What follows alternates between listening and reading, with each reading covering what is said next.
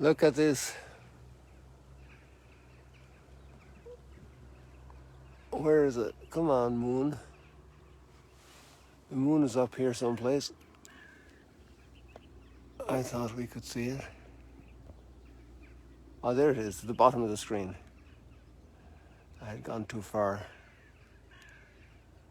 It's actually, it looks like a perfect half moon right now.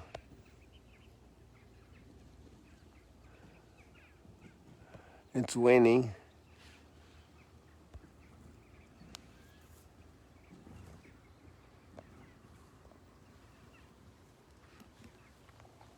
And we're ahead of the game today, people. That's what it's about, being ahead of the game. Ahead of the game this morning. Ahead of the big game. The sun hasn't risen yet. It's coming. He's coming. It's interesting how it's a seamless transition from the end of the liturgical year to the beginning of the liturgical year.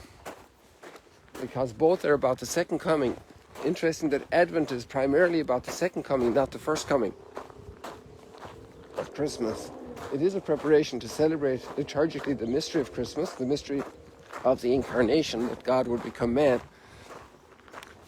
But Advent is very focused on being prepared for the ultimate coming of Christ. So it's interesting to notice this.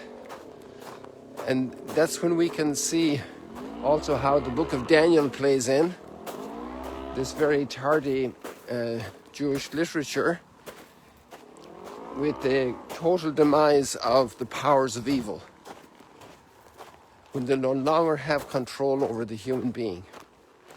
That's a big deal. That's a big deal, because so much of humanity suffers from great deprivation of rights, of opportunities, of exploitation.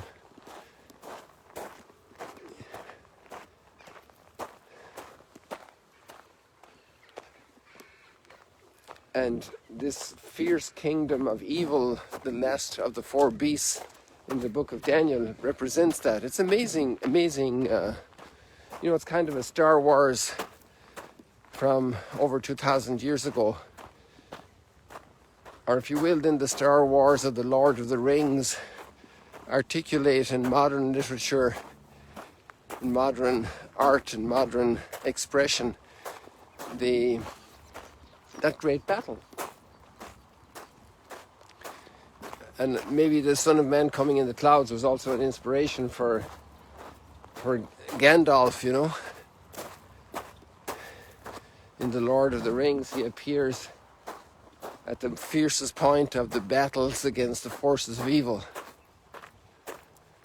Again, the big difference obviously is that the powers of evil are conquered in Christianity through suffering, through forgiveness, and not through revenge, and not through hatred, and not through the destruction of the person, but the redemption of the person. And that's a good thing, because maybe some of us also have done our acts of anger, our acts of justice, our acts of revenge, and that we can be redeemed is a much better perspective than that we should be destroyed. And then if we look at here you can see the sun shining on our little house. I live in the White House, people, on the second floor of the White House, here at the Sea of Galilee.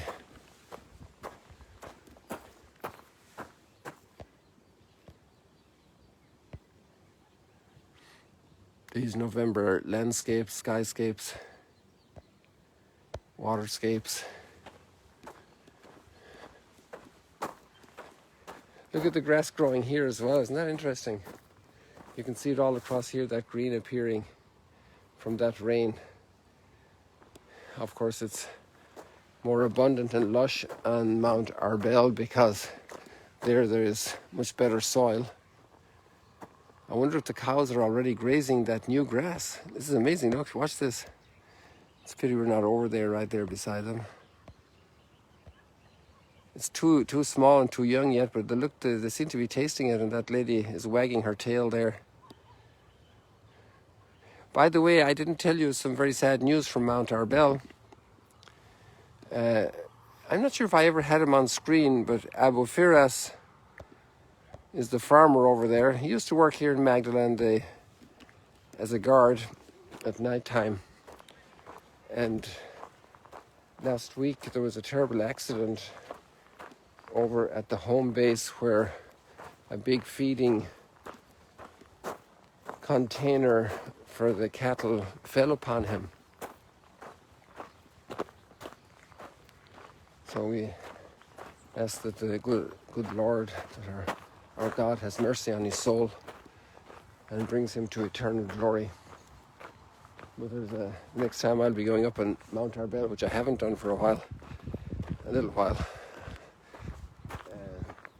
As that sad note, because I'd often meet him up there. I mentioned to you about meeting him there, looking for a cow. If I found a stray cow with nothing else all around, I'd always send him a note and say, there's this red cow or this white cow or this cow and calf in this spot. Send him a picture of the location. And so it's always good, to have people in the area. It makes this earth a place for the human family. And that's why we all recoil and cringe at powers of evil, like the book of Daniel is describing in the fourth beast, because that's so inhuman. It's so against every human being, the powers of evil.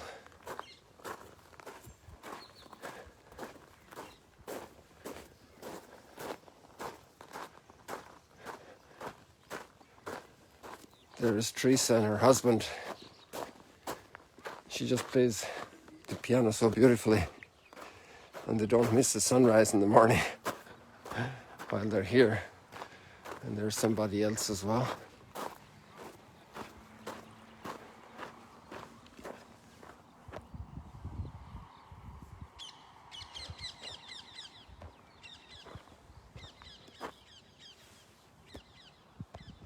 So today is all about then that perspective of the end of the power of evil. Evil will not have the final power. The powers of evil will be destroyed. And we pray that as many of those who are involved and enmeshed in the networks of evil, that they will be redeemed, that they will have a change of heart, that grace will touch their lives, that they will fly into freedom.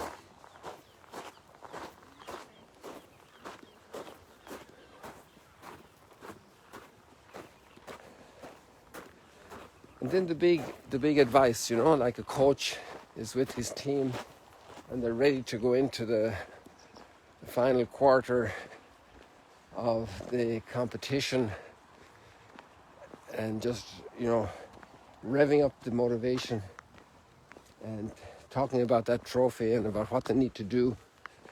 And this is what Jesus is saying in the gospel today. He's saying, be ready. Don't be carousing. Be always ready. Ready. Be ready for the coming of the Lord. Realize what's at stake and live that way. You cannot serve God and mammon.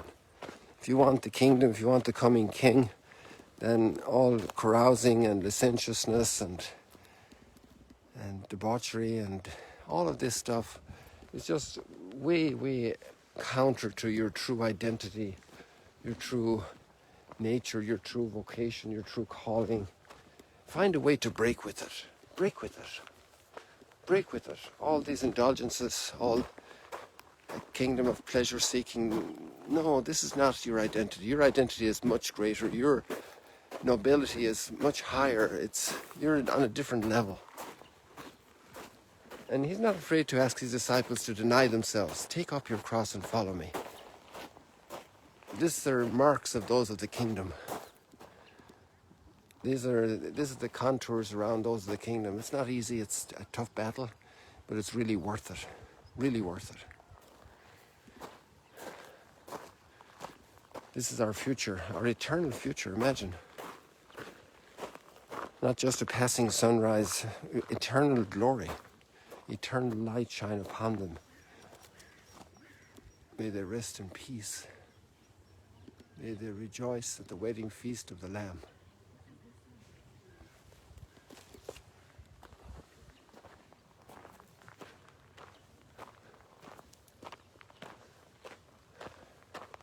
Praise and eternal glory.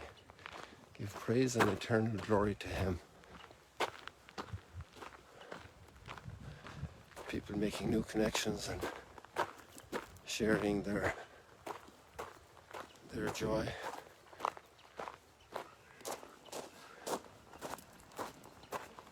Imagine the kingdom of heaven, the wedding feast of the Lamb, all the connections, all the cheers, all the toasts. And it's just, we cannot, eye has not seen, ear has not heard what the Lord has prepared for those who love Him. Yes, indeed. This is our life, our future, our horizon, our perspective. This is our faith, this is our hope. And so our hearts are filled with love, with commitment, with delight, with joy.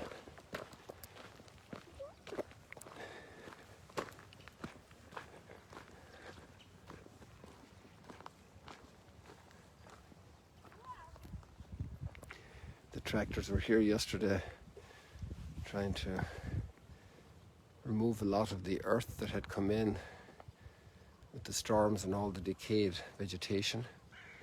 And these guys have cleaned up a lot of the reeds here in this part, so the water is more enjoyable for our visitors, easier to swim here. People, God bless you. It's always great that you're here. See you later, alligators. Oh, there we got birds. I hear them. I'm going to show you some birds before we go. Just give me a second here. They're moving again. These birds are crazy because they, all the birds we saw going down yesterday, about the same number went back last night. I have no idea why. I really don't know why their behavior is like this. So they're between those two palm trees, and just now south of them we have the birds flying there. This immense crew of birds.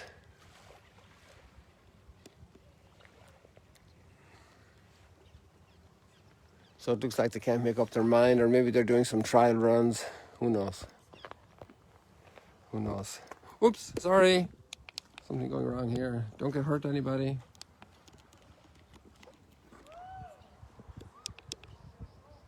There we go now. It's rotated back to this position. See you later. Goodbye. God bless you.